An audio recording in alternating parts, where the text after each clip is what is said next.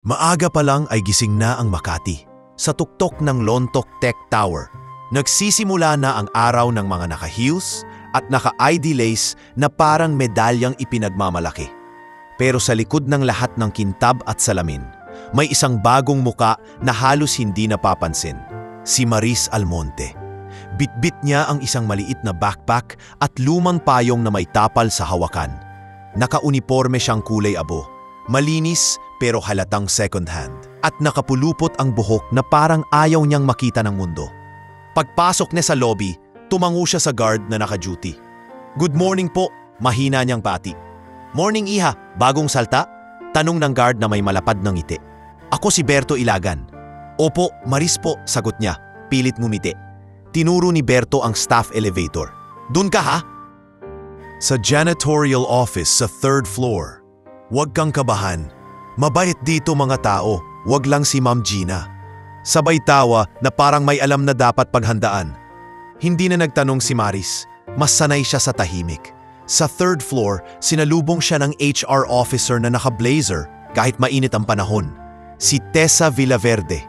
"Maris Almonte?" Mabilis na tanong ni Tessa habang tinitingnan ng checklist. "Opo ma'am. Welcome. Simple lang trabaho mo. Assign ka sa executive floors, clean desks, common areas, and pantry. Huwag lang papasok sa server rooms o offices nang walang permission. Clear?" Diretso ang tono pero hindi naman masungit. "Opo ma'am, naiintindihan ko." May kung anong napansin si Tessa. Hindi ito basta yuko lang. Parang may disiplina sa kilos. May hawak pa siyang lumang notebook na punong-puno ng sulat pero hindi na niya inusisa. "Okay, Berto will show you around." Sumabay si Maris kay Berto papunta sa upper floors. Habang umaangat ang elevator, nakasilip siya sa glass wall ng building.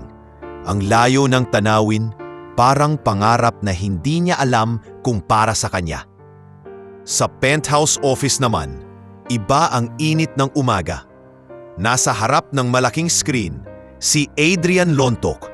Matangkad, maayos ang polo, pero kapansin-pansin ang eye bags.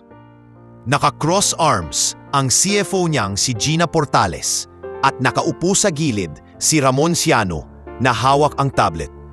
"Adrian, 2 araw na lang. Kailangan perfect ang pitch materials." Madiin na sabi ni Gina. "Hindi tayo pwedeng magpakita ng kahinaan sa investors." "Alam ko Gina," sagot ni Adrian, pilit kalmado. "Pero ayoko ring puro pangako. Real numbers ang gusto nila. Real numbers pero wag mong ipapakitang mataas ang operational cost." Singit ni Ramon. Sensitive sila sa gastos ngayon.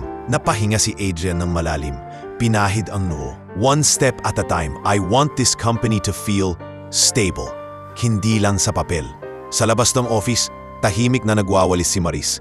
Kumakapit sa utak niya ang salitang stable. Parang araw-araw niyang hinahabol. Pagsapit ng tanghali, napadpad siya sa kantin para magpalit ng garbage bag. Nandoon si Berto, nakaupo sa sulok na may daong pandesal at kape. Tinawag siya nito. "Maris, dito ka muna. Kain ka. Huwag kang mahiyang magpahinga." "Okay lang po kuya, pakapagalitan ako," sagot niya, pero naglakad din papalapit. May tumabiring babae na naka-headset sa liig. Parang galing call. "Uy, ikaw pala yung bago. Ako si Laila Quinto. Customer support sa 12th floor." Ngumiti si Laila na parang automatic na nakikipagkaibigan sa lahat. "Maris po," mahina ulit na sagot. "Ang tahimik mo, ganito ba lagi sa probinsya?" Biro ni Laila. "Joke lang, huwag kang kabahan. Dito, sama-sama tayo sa hirap."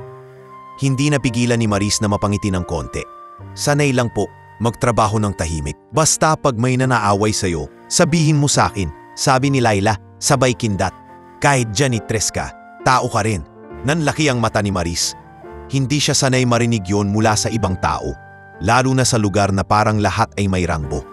Niyuko niya ang ulo, tinago ang bigat ng pasasalamat. Pag-uwi niya sa gabi, iba na ang mundo. Sa maliit niyang boarding house sa Pasay, kulay kalawang ang gate, sira ang isang bintana, humilata muna siya sa kotson. Pagkatapos, tumayo siya at binuksan ang backpack. Dahan-dahan niyang inilabas ang lumang laptop na may basag ang gilid, parang matagal nang kasama sa buhay. Sa ilaw ng maliit na desk lamp, bumukas ang screen. Hindi ito pang social media. Nakaayos ang folders. May mga notes na parang thesis. Nag-type siya ng mabilis. Code, logs, tutorials. Parang ibang Marisang umuusbong kapag nasa harap ng keyboard. Hindi mahiyain.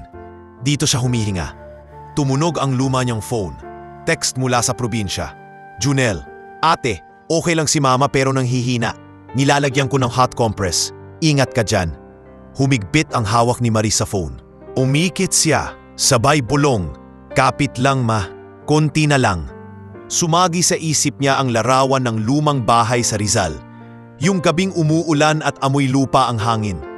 Yung panahon na ang problema niya lang ay kung paano makakaabot sa computer club sa barangay nang hindi nadudumihan ang tsinelas. Maris, ayusin mo yung syntax. Masyado kang nagmamadali. Mahina pero matatag na boses ni Sir Dindo Carrion noon, ang volunteer mentor sa barangay. Sorry po sir, excited lang po ako. Sagot niyang bata pa, nakangiti habang hawak ang lumang desktop keyboard. Hindi masamang excited, basta wag mong kalimutan, ang talino hindi para ipagyabang, para ipangangat. Masaya sana ang lahat. Scholar siya, top sa computer club, may pangarap na magiging engineer. Hanggang sa isang hapon, dumating siya sa bahay at narinig ang hinaing ng nanay niyang si Nora. Anak, pasensya na, nanginginig na sabi ng nanay habang nakaupo sa kama. Parang hindi ko na kaya. Doon nagsimulang mag-crumble ang mundo niya. Nagpalipat-lipat ang ospital, naubos ang ipon, at natutong bumitaw si Maris sa mga pangarap para lang may makain at may panggastos sa gamot. Kaya ngayon, kahit janitress siya sa pinakamataas na building sa Makati, hindi pa rin namamatay ang apoy na itinanim ni Sir Dindo. Tahimik lang, nakakubli, pero buhay. Bumalik siya sa kasalukuyan, tinitigan ang code sa screen. Sa labas ng bintana, vinig ang busina at ingay ng syudad. Sa loob, vinig ang tibok ng puso niyang pagod pero ayaw sumuko. Pangarap ko pa rin to, bulong niya sa sarili. Kahit ngayon, ito muna ang paraan ko para mabuhay. Pangarap ko pa rin to, kahit ngayon, ito muna ang paraan ko para mabuhay. Paulit-ulit na bumabalik sa isip ni Maris ang sariling bulong habang papasok siya ulit sa Lontok Tech Tower kinabukasan. Mas maaga pa sa mga empleyado, dala ang mop at timba. Pero sa loob niya, may ibang bigat. Yung pakiramdam na parang dalawang mundo ang pinapasok niya araw-araw. Ang mundong maalikabok na kailangan niyang linisin at ang mundong digital na hindi niya matigilan kahit pagod na ang katawan. Sa itaas, sa boardroom na amoy, mamahaling kape at new carpet, nagsasalubong ang mga boses na parang nagbabanggaan din ang mga pangarap. Hindi na natin kailangan ng dagdag pang security budget, Caleb, madiin na sabi ni Gina Portales. Nakapamaywang, nakaharap sa IT director na si Caleb Moraga. Nakasetup na lahat, ano pa bang gusto mong bilhin? Ma'am Gina, hindi ito basta setup. Kailangan ng regular audits, training at updated tools. Mahinahong sagot ni Caleb pero halatang pigil ang inis. Sobrang dami na pong phishing attempts nitong mga nakaraang linggo. Nakaupo sa gitna si Adrian, nakasandal sa upuan niya, tila naghahanap ng tamang salita. Gina, a pitch like this needs credibility. If masira tayo dahil sa security breach, anong sasabihin natin sa investors? Napangisi si Gina. CEO, gusto mo bang isugal ang cash flow natin sa mga bagay na hindi naman nangyayari? Risk lang yan sa papel. Sumingit si Ramon Ciano, hawak ang tablet. Bawasan man natin, pero wag totally tanggalin. Kailangan ng balanse. Hindi sumagot si Gina agad. Ngunit halata sa tono niya na nakadesisyon na. Balanse? Ang balanse ay kapag hindi tayo lumalagpas sa budget. End of discussion. Sa hallway sa labas ng boardroom, nangangalahati pa lang si Maris sa pagpunas ng glass door. Narinig niya ang bawat salita kahit ayaw niyang makisawsaw. Sa isip niya, parang may kumalabog na pader. Kapag hindi nangyayari, doon ka na dapat mas lalo mag-ingat. Gusto niyang sabihin. Pagdating ng hapon, naatasan siyang maglinis malapit sa IT area. Bawal sana siyang pumasok, pero sa koridor lang siya. Sa pinto ng server room na bahagyang bukas, Namataan niya ang dalawang technician na nagmamadali. At sa loob, napansin niyang may mga monitor na may nakadikit na bright yellow sticky notes. Malalaki ang sulat. Admin, Lontok 2023. Backup pass, QWERTY. Nanlaki ang mata niya. Grabe, parang iniwan mo na rin yung susi sa labas ng bahay. Bulong niya sa loob-loob. Bumigat ang dibdib niya pero hindi siya pwedeng mag-lecture. Dahan-dahan siyang lumapit habang walang tao sa paligid. Tinanggal ang mga notes, inilagay sa bulsa ng apron niya. Kumuha siya ng maliit na papel at nagsulat ng maikli. Please don't post passwords. Use password manager. N. Iniiwan niya yon sa ilalim ng keyboard. Parang simpleng paalala na hindi niya alam kung papansinin. Paglabas niya, muntik niyang mabunggo ang isang IT staff na si Toby Soriano, may hawak na energy drink. Ay, sorry po. Mabilis na sabi ni Maris. Okay lang, sagot ni Toby. Sabay tingin sa kanya na parang nagtatanong ang mata kung anong ginagawa niya doon. Ngunit wala siyang sinabi. Sa loob ng ilang minuto, rinig ni Maris ang tawa ng mga technician sa loob. Uy, may nagtanggal ng sticky notes ko, narinig niyang sabi ng isa. Sino kaya yun? Oo naman. Mabilis ko lang naman nakakalimutan yung password. Sagot ng isa pa, sabay tawa. Napatigil si Maris sa pagwawalis. Parang sinuntok ang sikmura niya ng panghihinayang. Hindi sila galit, pero hindi rin nila naiintindihan. Kinagabihan, matapos ang shift, dumiretso siya sa Quezon City Hospital. Mahaba ang pila sa dialysis center, amoy antiseptic at pagod. Nakita niya ang nanay niyang si Nora, nakapikit, maputla pero pilit lumalaban. Nandun din ang nurse na si Nurse Vina Robles, nag-aayos ng IV line. Mahinang tawag ni Maris habang lumalapit. Dumilat si Nora, ngumiti kahit halatang hirap. Anak, uwi ka na ba? Opo, dumiretso po ako dito. Umupo si Maris sa tabi, hinawakan ang kamay ng nanay. Kumusta po pakiramdam niyo ngayon? Parang mas okay konti, pabulong na sagot ni Nora. Pero pasensya ka na ha, ang dami mong pasan. Wala po yun ma, napalunok si Maris. Kapit lang tayo, may trabaho na po ako. Hindi man malaki, pero stable. Hindi ko po kayo pababayaan. Lumapit si Nurse Vina. Mahinahon ang boses. Ma'am Maris, kailangan nating dagdag na session next week. May bagong lab results si Ma'am Nora. Kailangan ng gamot. Bumigat ang ulo ni Maris. Opo nurse, gagawan ko po ng paraan. At kahit nanginginig ang loob niya, pinilit niyang umiti para hindi makita ng nanay. Paglabas niya ng ospital, dumaan siya sa Makati Street Market kinabukasan para bumili ng murang gulay. Mainit, siksikan, may halong amoy prito at usok.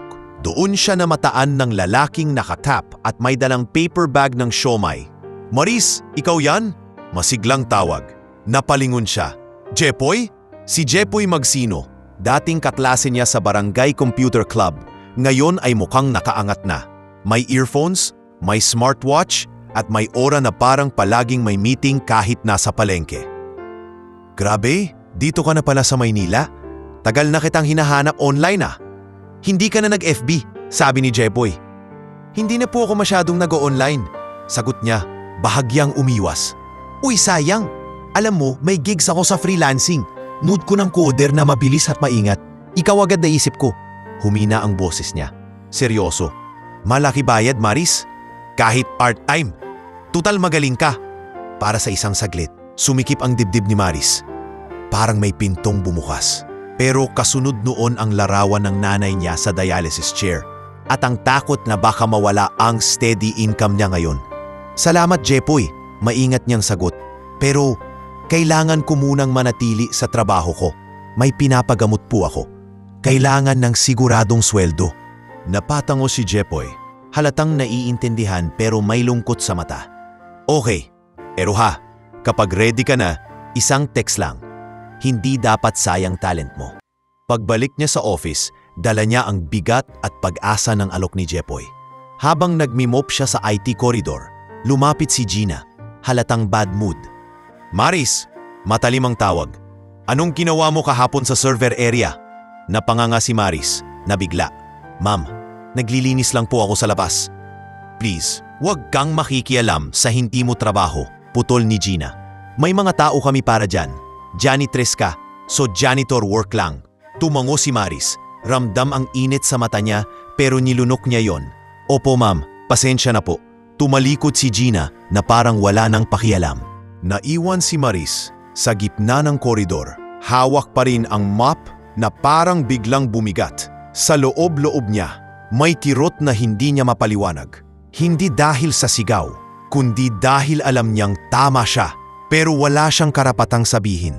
At sa mismong araw na yon, lalo niyang naramdaman. Sa likod ng tagumpay ng kumpanyang ito, may mga bitak na tahimik na lumalaki. At kung hindi ito aayusin, may darating na araw na babagsak ang lahat, kasama siya.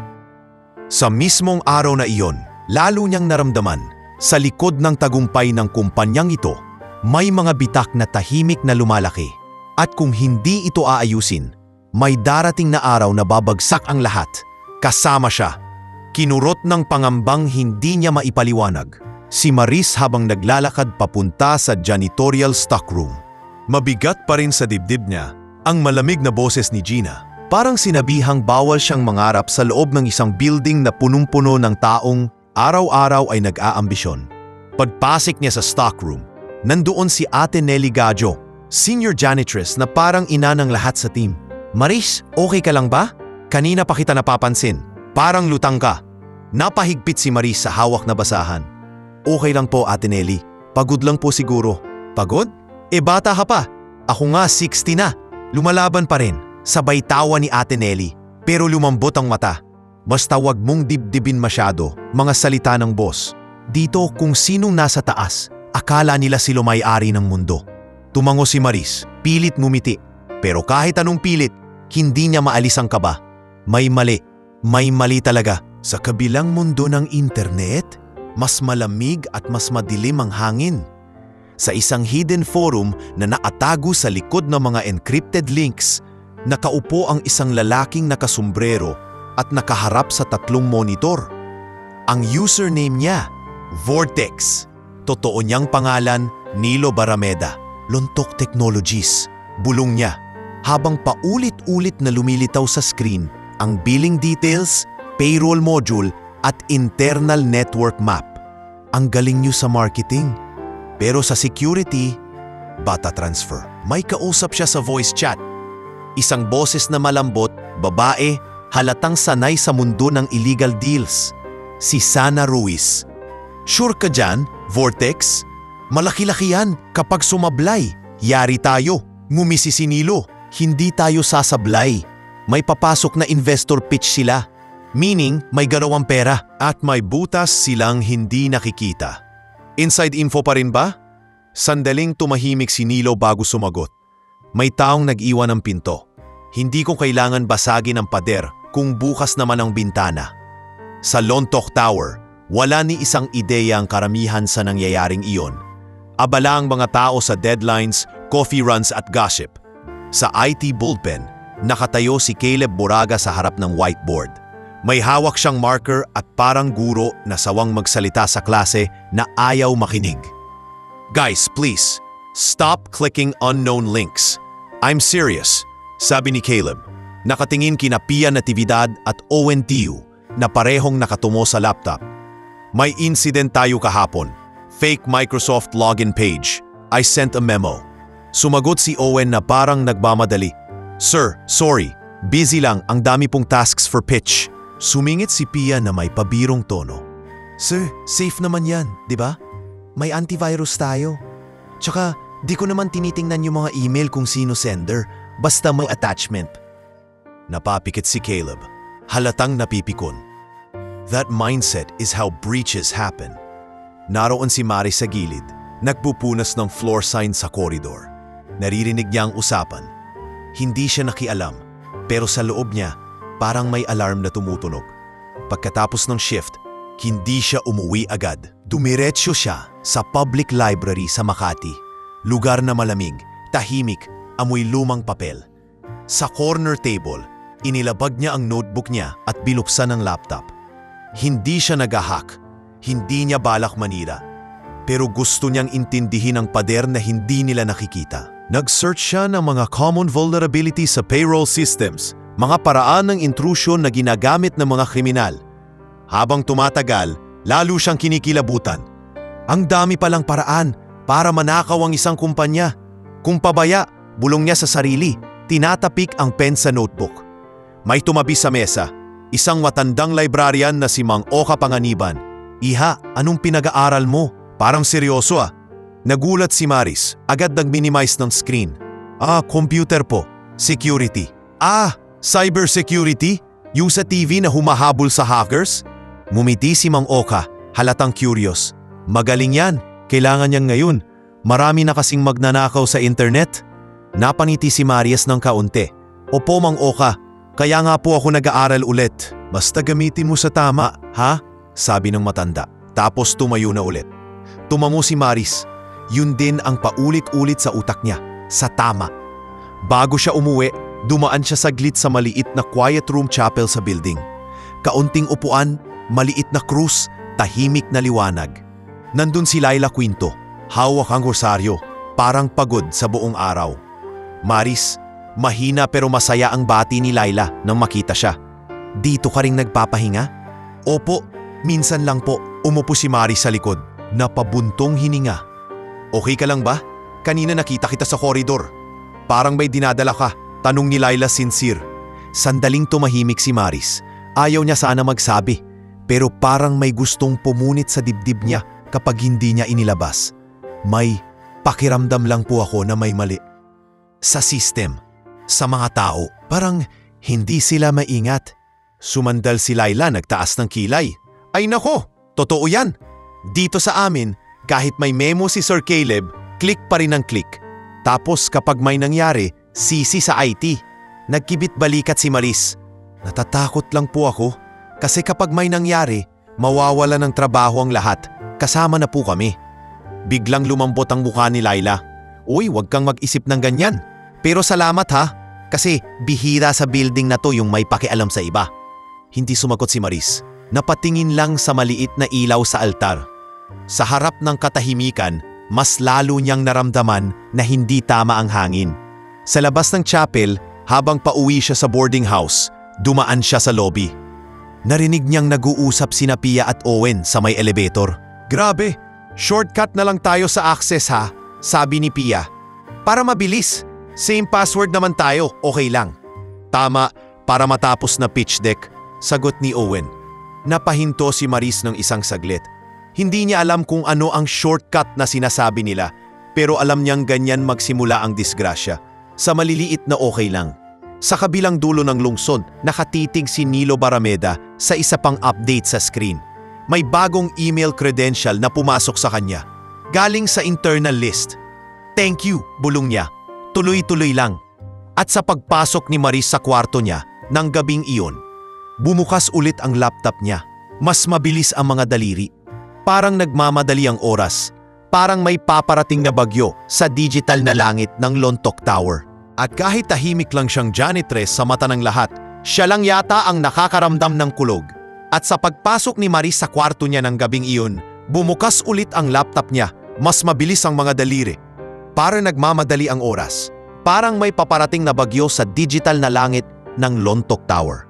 At kahit tahimik lang siyang janitress sa mata ng lahat, siya lang yata ang nakakaramdam ng kulog. Kinabukasan, ibang timpla ng hangin sa building. Maaga pa lang, puno ng tao ang lobby. Mga nakakot na consultants, mga empleyadong may bitmit na kahon ng materials at mga messenger na pabalik-balik sa elevator. Araw ng investor pitch. Araw na matagal pinaghandaan ng Lontok Technologies. Nasa BGC Convention Hall si Adrian Lontok, nakasuit na mas maayos kaysa sa karaniwang araw. Katabi niya si Gina Portales, nakangiti sa harap ng mga investors na parang walang puwang ang pagkakamalay. Hawak ni Ramon Siano ang iPad, ready sa slides, habang si Eden Fajardo, ang bank liaison, ay online sa shared dashboard para sa financial walkthrough. Okay everyone, malumanay pero matatag na sabi ni Adrian sa mic. We'll start with our performance summary. Hindi pa man natatapos ang pangungusap niya, biglang nag-flicker ang malaking screen sa harap. Yung live banking dashboard na dapat magpapakita ng company reserves, biglang nag-white. Tapos nag-error. Naggibit balikat si Ramon, mabilis nag-click. Wait lang po, baka internet lag. Pero hindi internet lag ang sumunod. Sa teleprompter, lumitaw ang red alert. Unauthorized transfer detected. Anong ibig sabihin nito? Bulong ni Eden sa speaker. Halatang natataranta. Bumigat ang mukha ni Gina. Eden, fix that. Now. Pinilit ni Eden mag-refresh. Pero habang lumalabas ang bagong data, mas lalong lumamig ang mga mata ng lahat sa stage. Ang balance, na dapat maraming zero, ay unti-unting bumababa. Parang nilalamon sa harap nila mismo. Adrian, pabulong ni Ramon. Look, nanlaki ang mata ni Adrian. Imposible. Sa audience, nagkatinginan ang investors. Si Mr. Daryl Koo, isa sa lead foreign backers, bahagyang tumayo. Is this a joke? Is your fund moving right now? Hindi agad nakasagot si Adrian. Gusto niyang sumigaw, pero nasa stage siya. Tanging napalunok lang siya. Tapos bumaling kay Gina. Gina, what's happening? Gumalaw ang panga ni Gina na parang pinipigilan ang panic. Eden, talk to the bank. Tell me now. Sa speaker, nanginginig ang boses ni Eden. Ma'am, sir, may series of transfers po. Parang authorized. Multiple batches. Papunta sa offshore accounts. I'm trying to freeze but it's too fast. Parang may humikop ng hangin sa dibdib ni Adrian. Stop it. Stop everything. Sir, I'm on it. Biglang nag-blackout ulit ang screen. Tumahimik ang hall. Ang buong stage, parang napako. Sa Makati headquarters, sabay-sabay ding nag-ingay ang lahat ng phones. Nagpalitan ng sigaw ang mga department heads. Sa IT floor, halos maagaw na ni Caleb ang mouse sa isang engineer na si Toby. Pull the logs! Now! Sinong naka-access sa Treasury Gateway? Sigaw ni Caleb. Pawis na pawis. Sir, naglalockout tayo! Bulat na sabi ni Toby. May remote session sa admin. Sa koridor, nagmamadaling dumaan si Maris dala ang cart ng supplies. Una niyang narinig ang mahabang ring ng fire alarm test, tapos ang sunod-sunod na yabag ng tao. Nakita niya si Ate Nelly na halos tumatakbo. Maris, huwag ka muna sa taas. Krisis daw. Halos pabulong pero ramdam ang takot. Anong krisis po? Tanong ni Maris, pero hindi na sumagot si Ate Nelly. Nilamon na ng gulo ang paligid. Umalingaw-ngaw ang announcement mula sa intercom. All managers to the crisis room on 18th floor. Immediate. Doon na siya kinabahan. Ito na yung kulog na naririnig ko kagabi. Bulong niya. Pag-angat niya sa 18th floor para maglinis sana ng hallway, napahinto siya sa scene na parang eksena sa pelikula. Bukas ang crisis room door. Sa loob, nakatayo si Adrian. Kakauwi lang galing BGC. Namumutla, hawak ang ulo. Wala na yung funds? Halos pabulong niyang tanong. Pero parang sinasaksak ang sarili. CEO, kalma ka, sabi ni Ramon, pilit inaalo. We're tracing it. Kalma? Pumutok ang boses ni Gina. This is sabotage. IT, explain yourselves. Nakita rin ni Maris, si Ate Celeste Braganza. Nakatarating pa lang, may hawak na folders. At si Eden sa speaker na umiiyak na halos hindi na maintindihan ang sinasabi. Ma'am Gina, Sir Adrian, we're coordinating with the bank's fraud unit. Pero kailangan naming i-confirm kung sino ang last authorized admin. Sabi ni Eden, hikbi na ang dulo. Sa labas ng room, may mga empleyadong nagkukumpulan. Nakita ni Maris si Laila Quinto sa isang sulok. Mahigpit ang hawak sa ID lace niya. Nangingilid ang luha. Laila! Mahina niyang tawag. Napatingin si Laila para siyang batang nawawala. Maris, narinig mo? Nanginginig ang boses. Sabi nila baka magsara tayo. Baka mawalan kami ng trabaho. Ate ko umaasa sa sweldo ko. Napaupo si Laila sa bench, tuloy-tuloy ang iyak. Sa likod niya, si Berto Ilagan ay nag-aabot ng tubig. Halatang gusto ring umiyak, pero pinipigilan. Hoy, huwag kang bibigay, sabi ni Berto kay Laila. Hindi pa tapos to. Lalaban pa si Sir Adrian. Pero si Maris, hindi na lang kabang naramdaman. Parang may humigpit na lubid sa dibdib niya. Lahat ng kinatatakutan niya, nandito na. At sa dami ng taong may titulo, parang walang may hawak ng tamang sandata laban sa invisible na kalaban. Nagdadalawang isip siyang lumapit. Baka palayasin siya. Baka sabihing hindi niya lugar. Pero naalala niya ang nanay niyang nanghihina sa ospital. Ang kapatid niyang naghihintay sa probinsya. At ang mga empleyadong tulad ni Laila na mawawala ng pag-asa kapag hindi may gumawa ng paraan. Lumapit siya sa pintuan ng server room kung saan nagmamadaling pumasok si Caleb. Hinabol niya ito. Sir Caleb, mahinang tawag niya. Napalingon si Caleb, halatang pagod at galit. Maurice, anong ginagawa mo dito? Bawal. Sir, alam kong wala po akong karapatan magsalita. Nanginginig ang boses ni Maurice, pero matatag ang tingin. Pero may nakita po akong paraan para matrace yung intrusion. Ni-research ko po kagabi kung papayagan niyo po akong tumulong. Saglit na tumikil si Caleb. Parang gusto niyang magtanong kung paano. Pero wala na siyang oras para magduda. Tinitigan niya si Maurice. At sa unang pagkakataon, hindi janitress ang nakita niya, kundi isang taong may dalang posibleng sagot. Okay, mahina niyang sabi. Kung may alam ka, now is the time. Halika. Okay, mahina ni Caleb. Kung may alam ka, now is the time. Halika. Sumunod si Maurice sa server room na parang may umiikot na bagyo sa dibdib niya. Sa loob, malamig ang hangin at pulang ilaw ng monitoring panels ang naglalagablab sa dilim. Nandoon sina Toby Soriano at dalawa pang engineers na sina Mika Sison at Arvin de la Cruz. Lahat pawis na pawis. Nagbabangayan sa harap ng mga terminal. Sir, nagtatago yung session. Parang nag-spoof ng admin token. Sabi ni Mika habang nanginginig ang kamay sa mouse. Hindi ko malak. Parang may sarili siyang tunel. Sigaw ni Arvin. Nasa gitna si Caleb.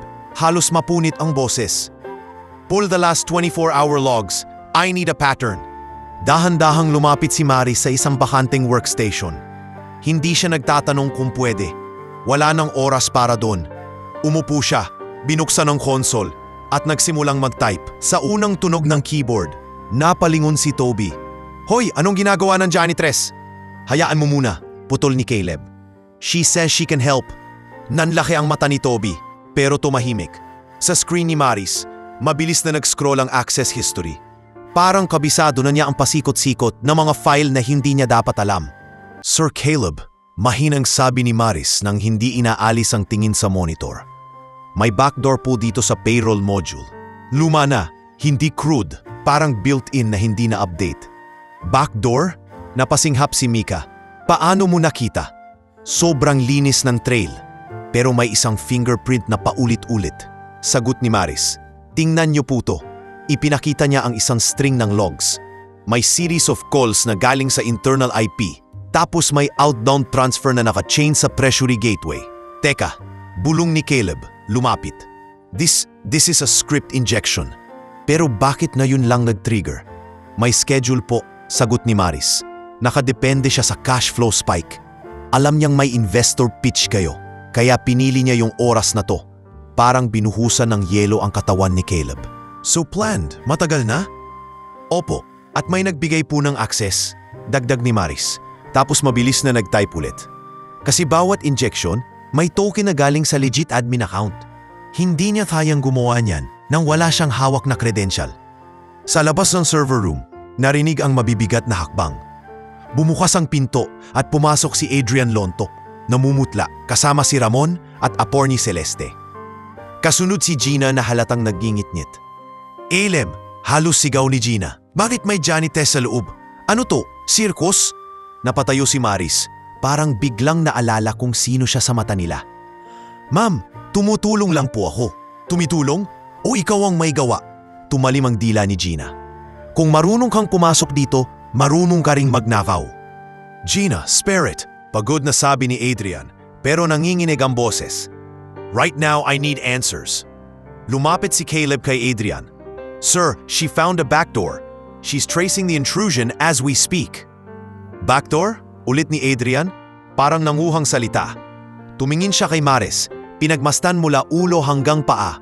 Maurice, right? Paano mo to nagagawa? Huminga ng malalim si Maurice. Sir, dati po akong scholar sa computer club sa amin. Hindi ko po sinasabi kasi janitress po ang ina-applyan ko. Pero alam ko po yung ganitong logs. Napatitig si Adrian hindi makapaniwala. Sa sandaling iyon, nagbago ang hangin sa loob. Parang may pumalit na pag-asa sa panic. Pero si Gina, hindi pa rin tumitigil. CEO, this is too convenient. Isang janitress na biglang genius? Hindi mo ba nakikitang suspicious? Bumukas ulit ang pinto. Pumasok si Berto Ilagan. Halatang hinabol ang gulo. Ma'am Gina, malakas ang boses ni Berto kahit nanginginig. May suspicious dito. Hindi si Maris. Siya yung nagtanggal lang na sticky note na may password weeks ago. Ako mismo nakakita. Siya yung may pakialam, ma'am. Napalingon si Gina. Natigilan saglit pero bumawi. Berto, huwag kang makialam. Makikialam ako kasi trabaho ko ring protektahan mga tao dito. Balik ni Berto. Enough! Biglang sigaw ni Adrian. Pumait ang mata. Hindi tayo mag-aaway ngayon. Maris, keep going. Caleb, support her. Tumango si Maris. Bumalik sa terminal. Habang nagtatrace sila, nag-flicker ang monitor. Lumitaw ang warning. Remote wipe in progress. Sir, counterattack! Sigaw ni Arvin. Nilolak niya tayo palabas. Mabilis ang kamay ni Maris. May kill switch siya sa same module. Kailangan natin i-isolate yung node. Nag-type siya ng command, sabay kabit ng escape para i-freeze ang malicious process.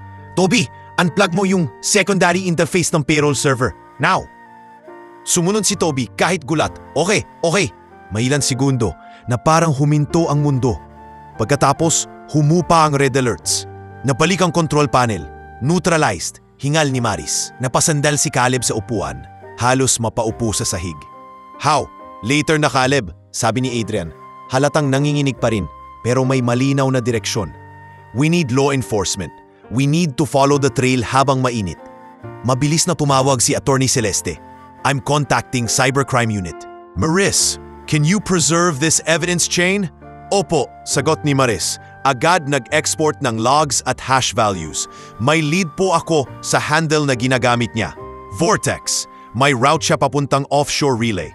Pero kung mabilis tayo, mateprace natin yung source. Ilang minuto, dumating sa speaker ang boses ng cyber investigator na si Lieutenant Ruel Santillan mula sa Makati Cybercrime Unit. Send the logs to our secure inbox, sabi ni Lieutenant Ruel. We'll coordinate with the bank and ISPs. Keep the system stable. Do not engage further unless necessary. Opo, Lieutenant. Sagot ni Caleb. Sa gitna ng nagmamadaling kampihan, nakita ni Maris si Adrian na nakatitig sa kanya. Hindi ito yung tingin ng boss sa janitress, kundi ng taong may utang na buhay. Maris, mahinan sabi ni Adrian. Hindi ko alam kung paano kita mapapasalamatan. Naluha si Maris, pero pinunasan niya agad. Sir, hindi po para sa pasasalamat. Para po sa lahat ng taong mawawalan kung hindi tayo lalaban. Sa labas ng server room, umigpit ang hawak ni Laila sa rosaryo, habang nakatanaw sa pinto na parang umaasang may milagro. At sa loob, sa unang pagkakataon, ang tahimik na janitress ang naging pinakamalakas na sandata ng buong kumpanya. Sa labas ng server room, umigpit ang hawak ni Laila sa rosaryo, habang nakatanaw sa pinto na parang umaasang may milagro. At sa loob, sa unang pagkakataon, ang tahimik na janitress ang naging pinakamalakas na sandata ng buong kumpanya. Hindi pa man lumulubog ang araw, nagsimula na ang habulan. Sa crisis room, magkakatabi si Adrian, Caleb, Attorney Celeste at si Lieutenante Ruel Santillan na dumating mismo sa building kasama ang dalawa niyang tauhan, sina PO1 Marjorie Velez at Tech Sergeant Iggy Navarro. Nakaproject sa screen ang mga log na inexport ni Maris, mga linya ng code na parang pulso ng krimen. Confirm, sir, sabi ni Lieutenante Ruel habang tinitignan ang trace route. Handle is Vortex. Gumamit siya ng offshore relay pero may leak sa isang Cavite node. Kailangan ng mabilisang operasyon. Kung kaya niyong habulin, habulin niyo. Halos pabulong si Adrian. Halata pa rin ang pagkabigla, parang naninikip sa dibdib. Basta, ibalik niyo kahit anumang kaya. Sa gilid, tahimik lang si Maris. Nakaupo siya sa isang maliit na upuan, hawak ang notebook niya. Naramdaman niyang nagsisimula pa lang ang totoong laban. Lumapit si Caleb, mas mahinahon na kaysa kanina. Maris, stay with us. We might need your eyes on this. Sabi niya, halatang lunok ang pride. You're good at this. Tumango si Maris. Opo sir, nandito lang po ako. Makalipas ang isang oras, dumating ang tawag mula sa field unit. Voice on speaker, hinihingal ang boses ni Lieutenant Truel na nasa sasakyan. Adrian, Caleb, nasa Cavite na kami. May safe house na pinpoint. We're executing a warrant. Ngayon, sumunod ang tunog ng sirena at mga utos sa background. Tumingin si Adrian sa screen na parang doon kumakapit ang buhay ng kumpanya. Please, bulong niya, hindi alam kung kanino. Sa Cavite, sa isang maliit na bungalow na may kurtinang nakasara kahit tanghali, umatake ang cybercrime team kasama ang local PNP. Sumigaw ang leading officer, police, search warrant, labas lahat. Nagkalat ang mga router, laptops at portable drives sa mesa. Nandoon si Nilo Barameda, matangos ang ilong, payat, may malamig na mata. Sa tabi niya ang dalawang kasama, si Kiko Ladera, mukhang nerbyoso at nanginginig, at si Sana Ruiz. Nakapulupot ang buhok at umaastan almado pero halatang nanginginig din ang panga. Ano to? Wala kayong karapatan, sigaw ni Nilo, pero hawak na siya ng pulis. Karapatan? Nakaw ang ginawa mo, sagot ni Lieutenant Truel habang sinisecure ang hard drives. You're under arrest for cyber theft and financial sabotage. Bumalik ang video call sa crisis room habang nilalabas si Nilo.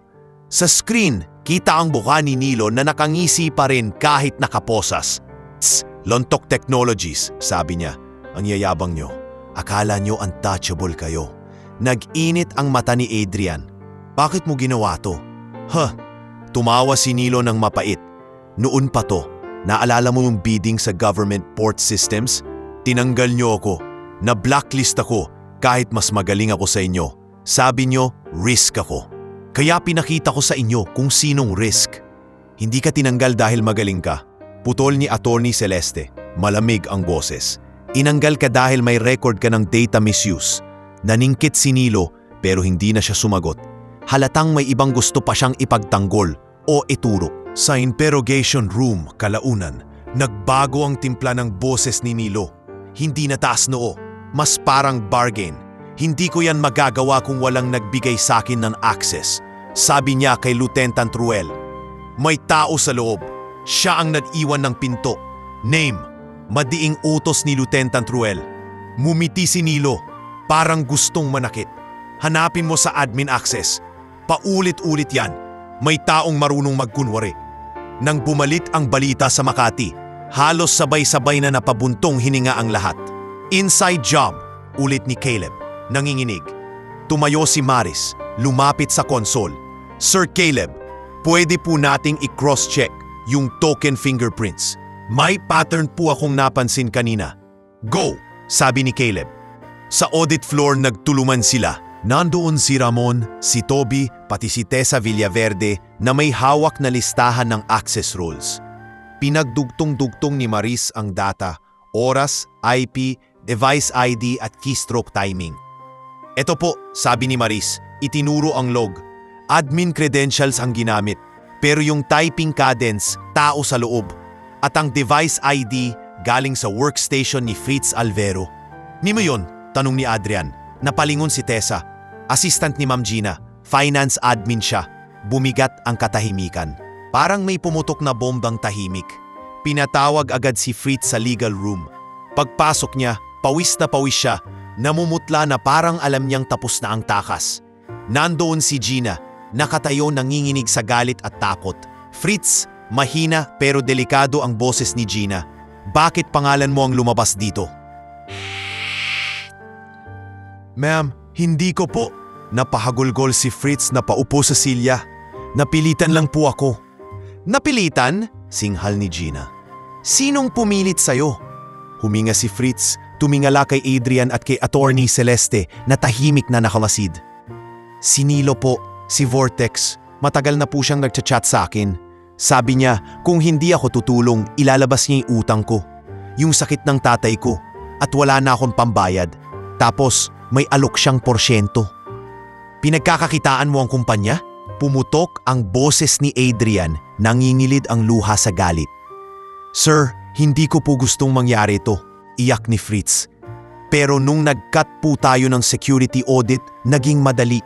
Tinext niya ako ng eksaktong oras, hindi ko na po napigilan. Napatakip si Gina ng bibig, parang sinampal ng katotohanan. Hindi siya makapagsalita. Sa likod niya, nakita ni Maris ang panginginig ng balikat ng CFO.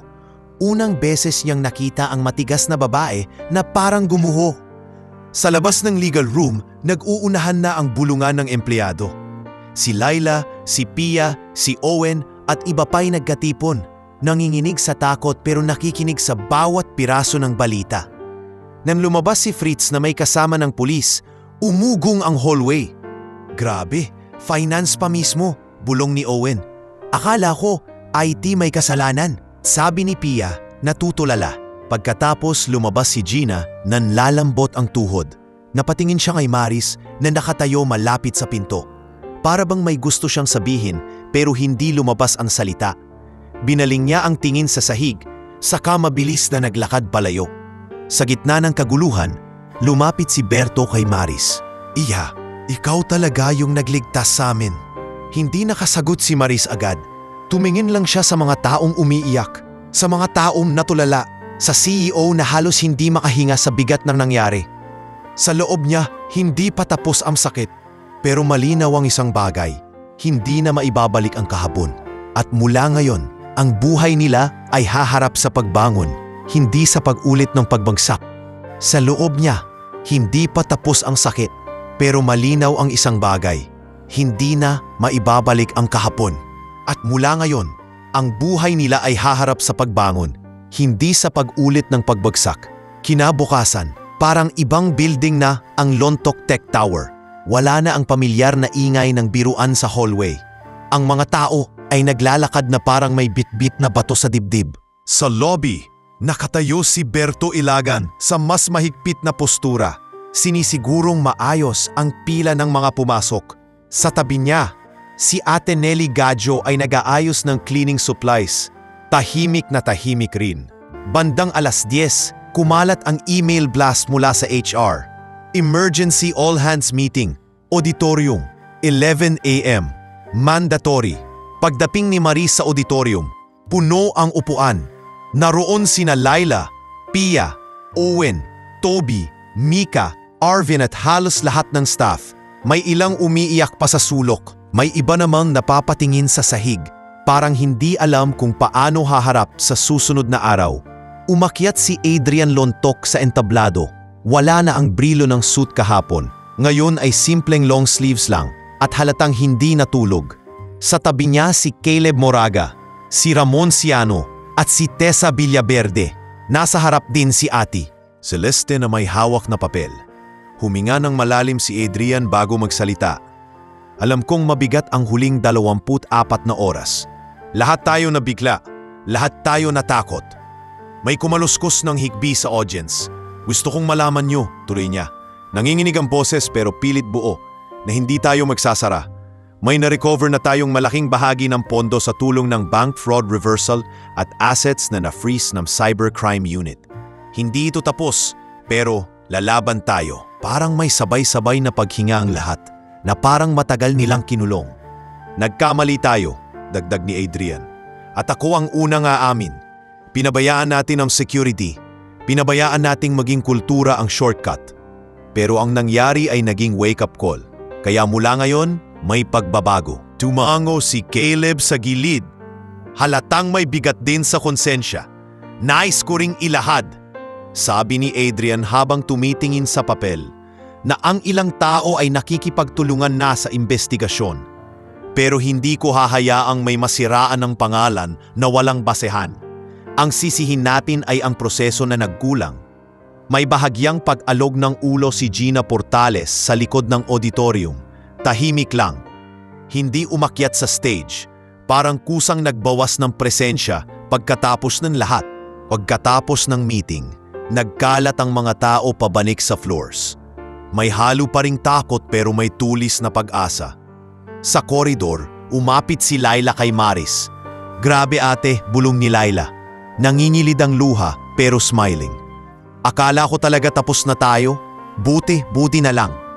Hinawakan ni Maris ang balikat niya. Hindi pa tayo bibitaw. Laila, kapit lang. Kung hindi dahil sa'yo, wala na kami.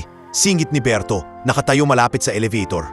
Iha, may utang na loob kami sa'yo. Napailing si Maris, pilit numiti.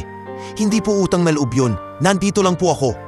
Tinawag siya ni Tessa Villaverde ilang oras later sa HR office. Pagpasok niya, nakita niya si Tessa at si Caleb na nakaupo, may folder sa mesa. Kabado ang dibdib ni Maris, baka may mali siyang nagawa. Maris, mahinahon si Tessa. Alam namin na biglaan lahat, pero gusto naming magkaroon ng maayos na pag-uusap. May problema po ba, ma'am? Maingat na tanong ni Maris. Umiling si Caleb. Wala, actually, kabaligtaran. Bumuntong hininga siya, parang hirap magsimula. We reviewed what you did. Your guidance helped stop live wiping, and your tracing gave the authorities a head start. Hindi ito ordinaryong tulong. Inilapit ni Tessa ang folder. May proposal kami. We want to offer you a position, Junior Cybersecurity Analyst. Saglit na parang huminto ang mundo ni Maris. Parang hindi niya naintindihan ang narinig. Ma'am, ako po?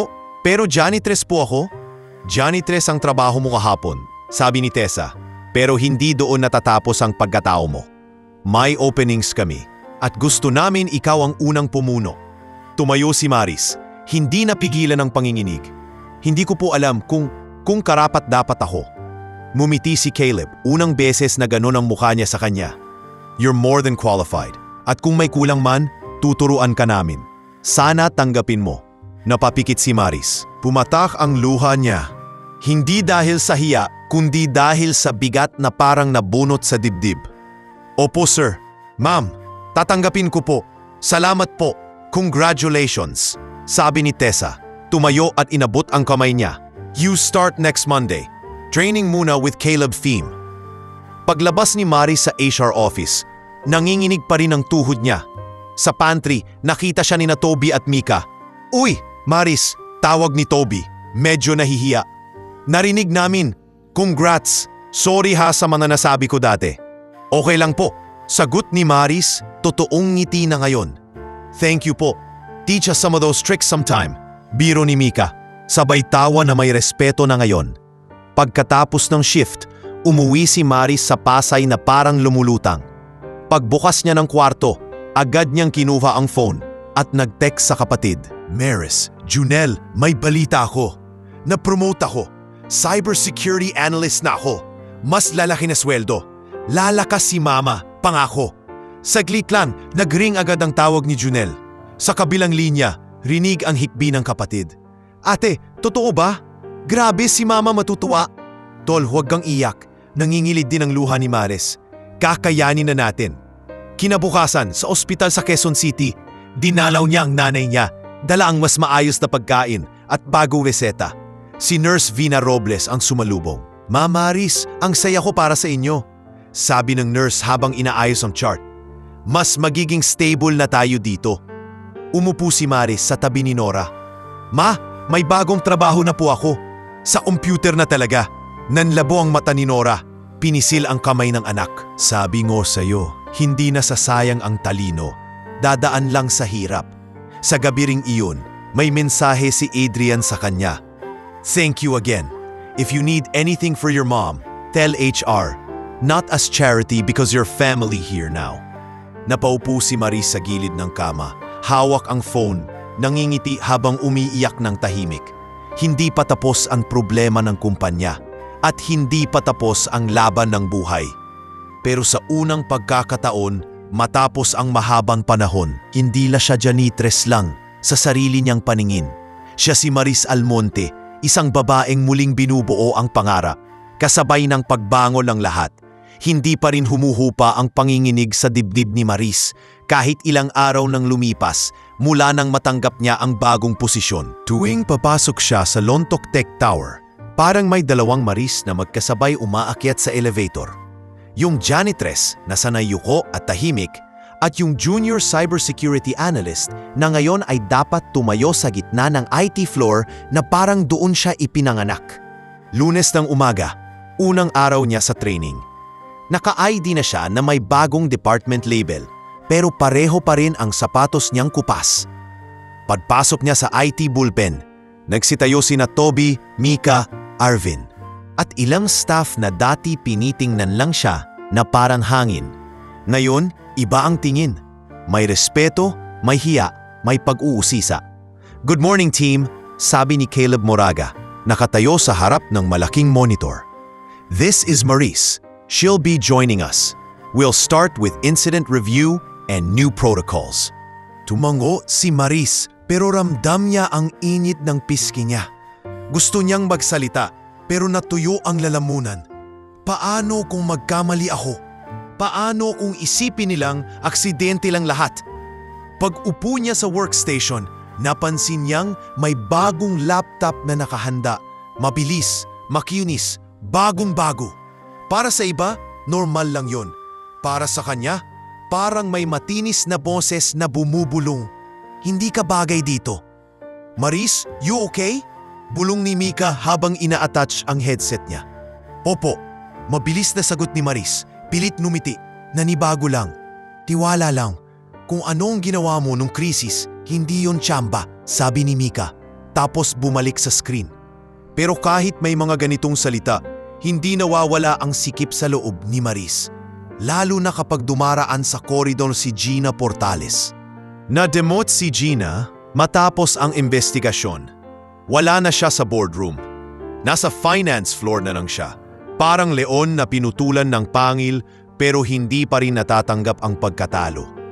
Isang hapon, habang nag-oversee si Maris ng password rotation rollout, pumasok si Gina sa IT area na hindi man lang kumakatok. Caleb, malamig niyang bati, sabay tingin kay Maris mula ulo hanggang paa. "Ganito ba talaga ngayon? Kukunin na natin lahat ng tao kahit walang formal background?" Namimihasa kayo sa hero stories. Nanahinik ang bullpen. Tumigil ang keyboard taps. "Ma'am Gina," mahinahon si Caleb pero matalim. "Maris earned her place. She's trained and she's delivering." "Delivering?" Mumisi si Gina. "Let's see in 6 months kung kaya niyang sumabay sa totoong trabaho. Hindi sa isang emergency na swerte lang." Parang sinundot ang lumang sugat ni Maris. Gusto niyang sumagot, pero napahigpit lang siya sa hawak na mouse. "Huwag! Trabaho! Huwag kang papatol." Sa gilid, narinig niyang sumingit si Toby. Hindi malakas pero malinaw. "Ma'am, kung wala si Maris nung emergency, wala na tayong trabaho ngayon." Nagbigay si Gina ng tinging nanlilisik, pero umalis din. Nag-iiwan ng katahimikang may bahid ng bigat. Nang makalayo siya, huminga ng malalim si Maris. Akala niya kaya na niya. Pero ang totoo, nag-iiwan pa rin ng lamat ang bawat salitang katulad niyon. Kinagabihan, dumiretso si Maris sa Quezon City Hospital. Pagbukas ng pinto sa dialysis ward, agad siyang sinalubong ni Nurse Vina. "Ma'am Maris," maingat na sabi ng nurse, "nag-drop po yung BP ni Ma'am Nora kanina. We need to admit her for close monitoring." Parang gumuho ang sahig sa ilalim ng paa ni Maris. Lumapit siya sa kama. Naka-oxygen ang nanay niya. Maputla, nangingitim ang ilalim ng mata. Sinubukan ni Nora ngumiti pero halatang hirap. "Ma!" Nanginginig na tawag ni Maris. Hinawakan ang kamay niya. "Ako to!" "Anak," halos bulong ni Nora. "Pasensya na." Parang bumabalik. Hindi na napigilan ni Maris. Lumabas siya ng ward. Lumakad sa maliit na hallway at doon bumigay. Nakasandal siya sa pader. Tinakpan ang bibig para di marinig ang hikbi. Dumating si Laila. May dala pa ring plastic ng dinner. "Maris!" Gulat niyang tawag. "Anong nangyari?" "Laila, hindi ko na alam." Umiiyak na sabi ni Maris. Parang kahit anong gawin ko, kulang. Kapag gumaling siya, sisikat ulit trabaho. Kapag lumala siya, para akong nauupos. Yumakap si Laila ng mahigpit. "Hindi ka kulang, pagod ka lang. Tao ka rin, Maris." May isa pang dumating na pamilyar na boses. "Maris." Napatigil si Maris. Pagtingala niya si Sir Dindo Carrion ang nakatayo sa dulo ng hallway. May dalang maliit na bag ng prutas. Napunta siya sa Maynila dahil may workshop siya. At nang malaman ang ospital, dumiretso siya. "Sir," halos maubos ang boses ni Maris. Lumapit si Sir Dindo. Dahan-dahang hinawakan ang balikat niya. "Nabasa ko sa Junel ang balita.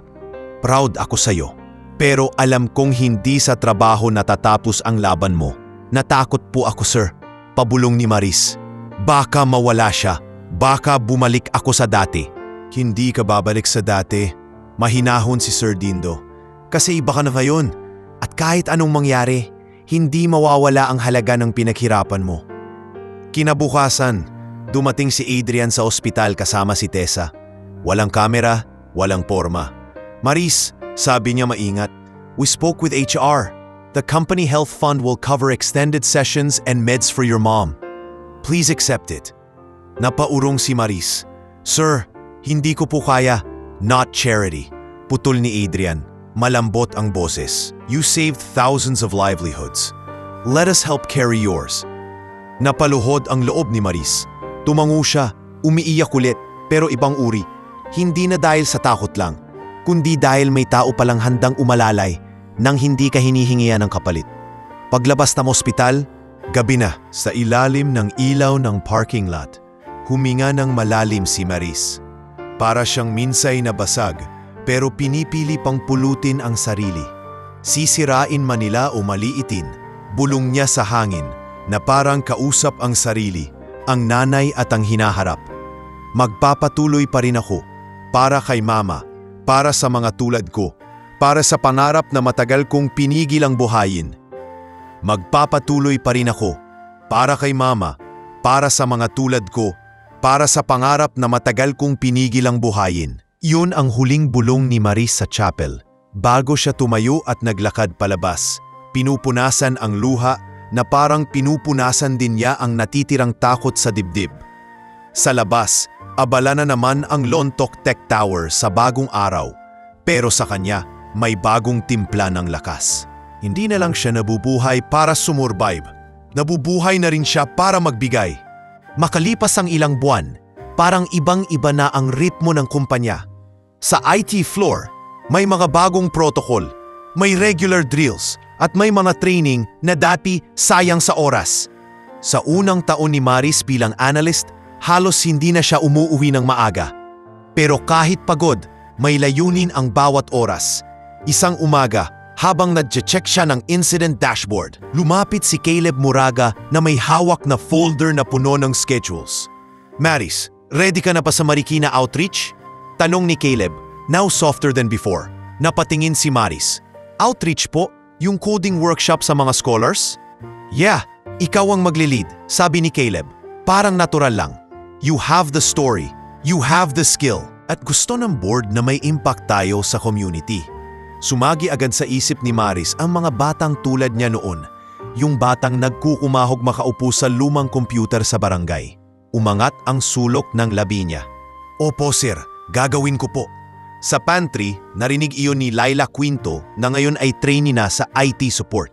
Naka-headset na siya, may notebook din gaya ni Maris dati. "Uy ate, ikaw na talaga." Tuwang-tuwa si Laila. "Sama ako ha? Kahit taga-assist lang?" "Sama ka," sabi ni Maris. Hinaplos ang balikat ng kaibigan. Mas masaya pag marami tayong natutulungan. Kasama rin sa outreach si Owen TU na lumipat na sa tech-adjacent role matapos ma-inspire sa kanila. "Ate Maris, promise hindi na ako mag-shortcut. Natuto na ako." Biro ni Owen habang nagbubuhat ng projector. Napatawa si Maris. Bahagyang gumaan ang dibdib. "Good, kasi pag nakita kita naglagay ulit ng password sa sticky note, ikaw unang tatanggap ng lecture." Dumating ang araw ng workshop sa Marikina Tech Hub. Makulimlim ang langit, may ambon sa labas, pero mainit ang loob ng maliit na training hall.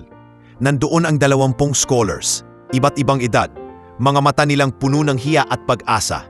Sa unahan nakatayo si Maris, hindi naka-uniforme, kundi simpleng blouse at ID lace na may pangalang Maris Almonte, Cybersecurity.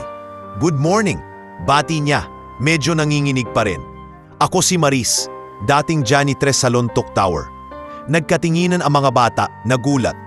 May isang mahinhin na dalagitang si Ira Buenaventura na nagtaas ng kamay. "Ma'am, janitress po kayo dati?" Tanong ni Ira parang hindi makapaniwala. "Oo," ngumiti si Maris. "At hindi ko ikinakahiya yun. Kasi doon ko natutunan na kahit anong trabaho mo, may halaga ka. At kahit saan ka magsimula, pwede kang umangat." may humugot ng hininga sa mga bata. Sa gilid, nakatayo si Sir Dindo Carrion na inimbitahan nila bilang guest mentor. Nakatitig siya kay Maris na parang proud na proud pero hindi kailangan pang sabihin. Nag-umpisa ang session. Tinuruan sila ni Maris ng basic coding logic. Tapos, pinasok niya ang importance ng digital safety. May mga tao online na parang magnanakaw sa kalsada. Paliwanag niya. Mas magaling lang magtago, kaya kailangan nating maging maingat. Tumaas ang kamay ng isang batang lalaki na si Jomar Leasing. Ma'am, paano po kung mahina yung internet namin sa bahay? Makakahabol pa rin po ba kami? Lumapit si Maris. Yumuko sa level niya. Jomar, nung bata ako, iisa lang computer sa barangay. Minsan, zero internet. Pero araw-araw akong bumabalik. Hindi internet ang magdedesisyon sa pangarap mo. Ikaw. Napangiti si Jomar para bang may bagong ilaw sa mata. Sa likod, tahimik na pumahid ng luha si Laila na parang nakikita niyang muli ang batang Maris sa bawat scholar. Pagkatapos ng isang taon ng paghahanda, sumunod ang mas malaking hamon. Investor Roadshow sa Cebu. Kailangan nilang upakita sa board at sa mga partner na totoo ang reforms, hindi lang pang PR. Sa Cebu Waterfront Hotel Ballroom, nakatayo si Adrian sa podium at katabi niya si Maris na ngayon ay may confidence na hindi na hiniram sa iba. Nasa audience sina Mr. Daryl Koo at iba pang investors kasama ang ilang local tech leaders. After what happened last year, we rebuilt not only our systems but our culture, sabi ni Adrian. And today, our Secure by Design reform is led by someone who saved this company from the ground up. Tumingin siya kay Maris. Maris, please. Lumapit si Maris sa mic. Good afternoon po. Saglit siyang huminga. Hindi ko po ito sinasabi para magpaawa. Pero para ipakita lang security ay hindi lang tools. Tao po ito. Disiplina. Pagkalinga. Ipinakita niya ang bagong architecture, training metrics at community program results. Habang nagsasalita siya, ramdam niya ang tahimik na pag-oo sa audience. Hindi na siya kinakabahan, tulad noon. Para siyang humahawak sa sariling kwento, hindi sa anino ng iba. Matapos ang presentasyon, lumapit si Mr. Koo at iniabot ang kamay. Maris, your story is compelling. But more than that, your work is solid. Keep pushing this standard. Thank you po, sagot ni Maris, nanginginig pero masaya. Sa gilid lumapit si Caleb, parang may bigat na matagal niyang bitbit. Maris, sabi niya, seryoso, I owe you an apology. Noong una, I didn't see you. I didn't hear you. Kahulangan ko yon. Tumingin si Maris sa kanya. May bahid pa rin ng sugat pero mas malawak na pag-intindi. Sir, lahat po tayo may pagkukulang. Ang mahalaga po, natuto tayo. Ngumiti si Caleb, parang gumaan. Partners na tayo dito. Pagbalik nila sa Maynila, nagbago rin ang paligid. Si Berto Ilagan ay na-promote bilang security supervisor. Lalo pang tumikas ang tindig sa lobby.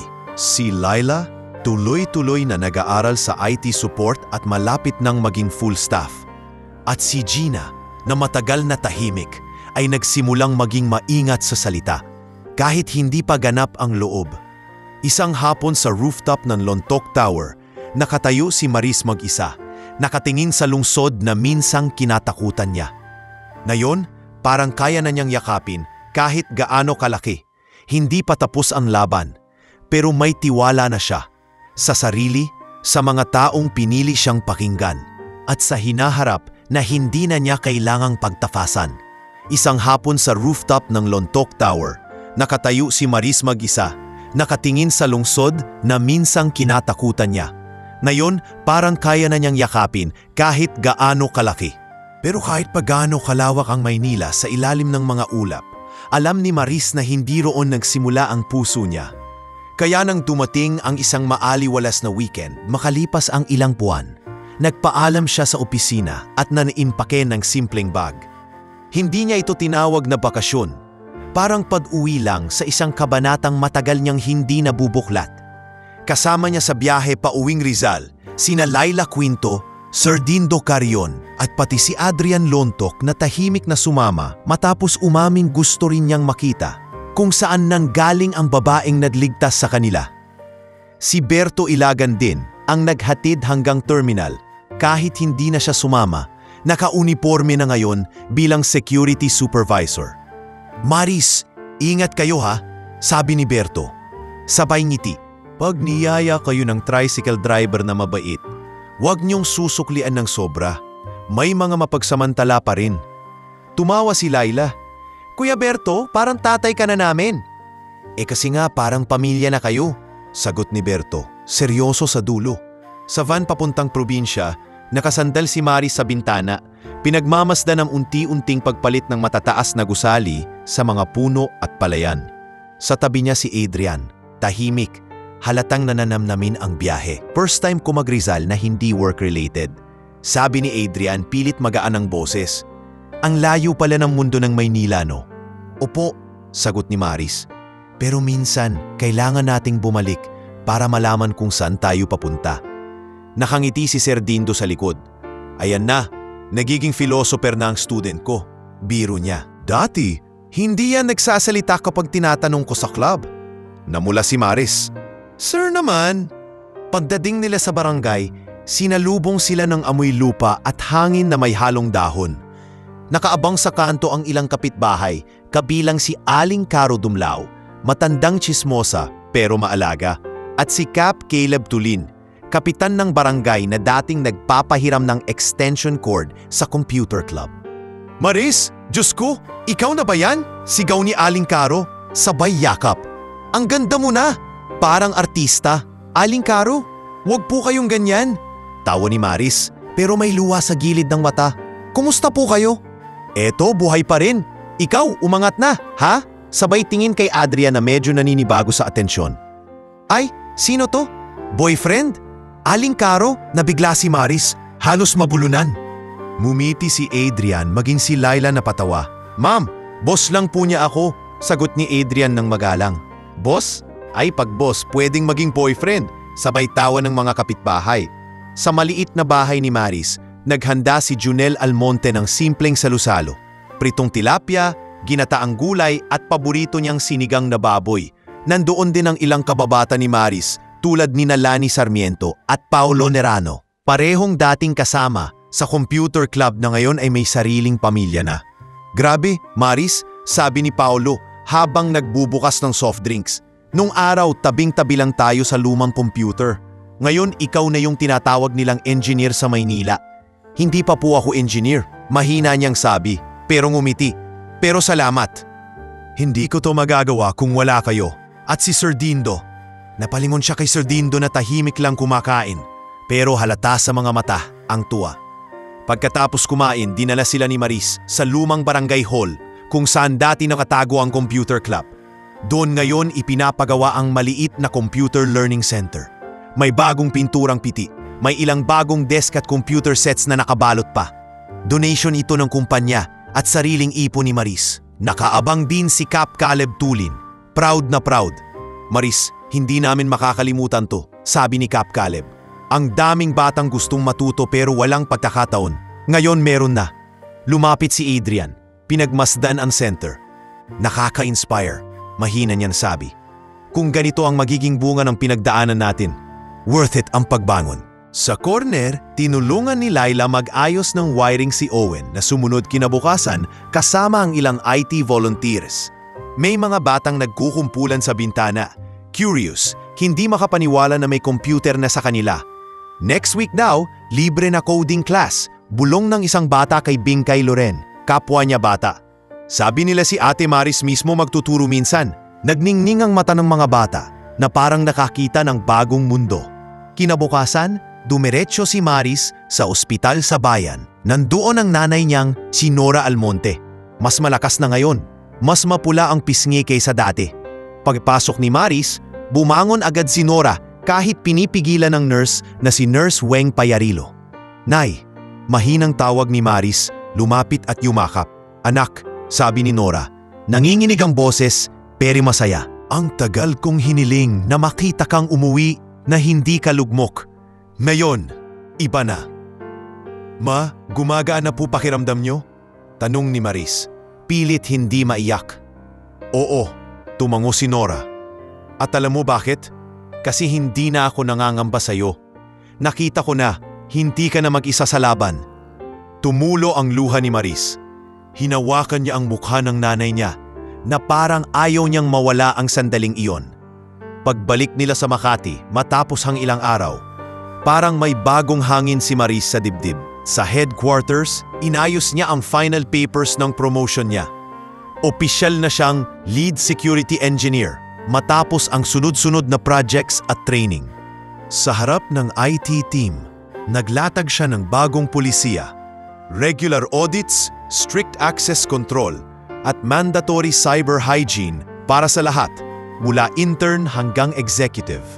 Sa lobby, napansin niyang may bagong batch ng janitors na nag-o-orient. Nakalinya sila, halatang kinakabahan.